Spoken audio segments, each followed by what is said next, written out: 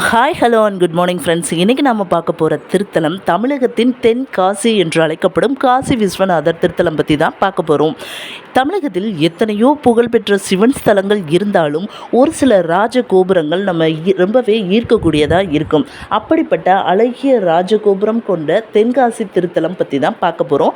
வீடியோவை ஸ்கிப் பண்ணாமல் பாருங்கள். அது மட்டும் இல்லாமல் இப்போ தான் நீங்கள் முதல் முறையாக என்னோடய வீடியோவை பார்க்குறீங்க அப்படின்னா மறக்காமல் சேனலை சப்ஸ்கிரைப் பண்ணிக்கோங்க. இப்போ வாங்க வீடியோக்குள்ளே போகலாம். இயற்கை எழில் நிறைந்த ஒரு அழகான ஊர் தாங்க தென்காசி. தென்காசி அப்படின்னாலே நம்ம எல்லாருக்கும் நினைவுக்கு வர்றது குற்றாலம் தாங்க. ஆனால் இந்த ஊரின் அடையாளமாக கம்பீரமாக நிற்கக்கூடியது இந்த காசி விஸ்வநாதர் திருத்தலம். இந்த திருத்தலம் சுமார் 15ஆம் நூற்றாண்டில் பாண்டிய மன்னரால் கட்டப்பட்டது. தல புராணங்களின்படி மன்னர் காசிக்கு சென்று சிவனை வழிபட விரும்பினார். ஆனால் சிவபெருமான் பாண்டிய மன்னரின் கனவில் தோன்றி காசிக்கு செல்ல வேண்டாம், தென்னகத்திலேயே நான் எழுந்தருளும் இடத்தில் எனக்கு ஒரு ஆலயம் கட்டு அப்படின்னு பாண்டிய மன்னரோட கனவுல சொல்லியிருக்காரு. மறுநாள் மன்னன் எறும்புகள் ஊர்ந்து செல்வதை கவனமாக பார்த்துருக்காரு. அப்போ அந்த பாதையை பின்தொடர்ந்து போகும்போது அந்த எறும்புகள் நின்ற இடத்தில் ஒரு சுயம்புலிங்கம் இருந்திருக்கு. அந்த சுயம்புலிங்கம் இருந்த இடத்திலேயே இன்று அமைந்திருக்கும் இந்த காசி விஸ்வநாதர் திருத்தலம் பாண்டிய மன்னனால் கட்டப்பட்டிருக்கு. அதனால தான் இந்த ஊருக்கு தென்காசி, அதாவது தென்னகத்தின் காசி என்று பெயர் உண்டாயிருக்கு. கோவிலின் மிகப்பெரிய சிறப்பு பிரம்மாண்டமான இந்த ராஜகோபுரம். இது கிட்டத்தட்ட 150 அடி உயரம் கொண்டது. இந்த கோபுரம் தமிழ்நாட்டில் உயரமான கோபுரங்களில் இதுவும் ஒன்றாக கருதப்படுகிறது.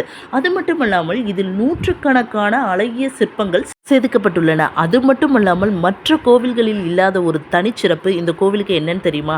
இந்த கோபுரத்தில் கீழ்ப்பகுதியில் நம்ம உள்ள நுழையும் பொழுதே கரெக்டாக அந்த கோபுரம் இருக்கிற வரைக்கும் மட்டும் நிறைய காத்தடிக்கும். அந்த கோபுரத்தை கிராஸ் பண்ணிட்டோம் அப்படின்னா காற்றடைக்கிறது ரொம்ப கம்மியாக இருக்கும். கோபுரத்துக்குள்ளே காற்று அதிகமாகவும் கோபுரத்துக்கு வெளியில் காற்று கம்மியாகவும் இருக்கும்.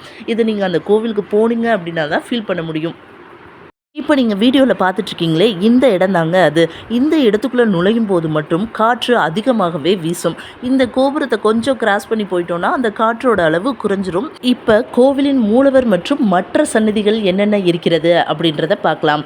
இங்குள்ள மூலவர், அதாவது சிவனின் பெயர் காசி விஸ்வநாதர், அம்பாளின் பெயர் உலகம்மை. மற்ற சன்னதிகள் விநாயகர், முருகன், தட்சிணாமூர்த்தி, நவகிரகங்கள், சந்திகேஸ்வரர், பைரவர் உட்பட பல சந்நிதிகள் உள்ளது.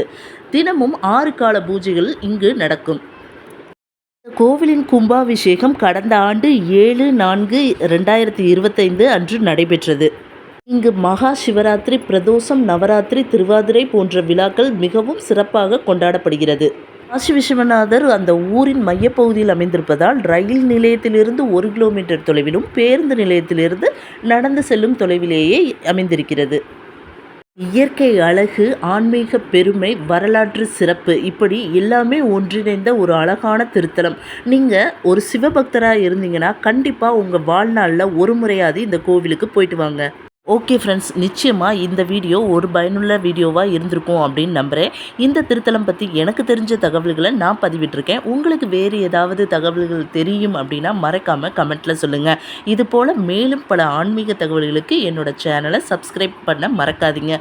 கூடவே பெல்லைக்கானையும் கிளிக் பண்ணிங்கன்னா என்னோடய எல்லா நோட்டிஃபிகேஷனும் உங்களுக்கு உடனுக்குடனே வந்துடும். இதே போன்று மற்றொரு வரலாறோட நாளைக்கு பார்க்கலாம். தேங்க்ஸ் ஃபார் வாட்சிங்.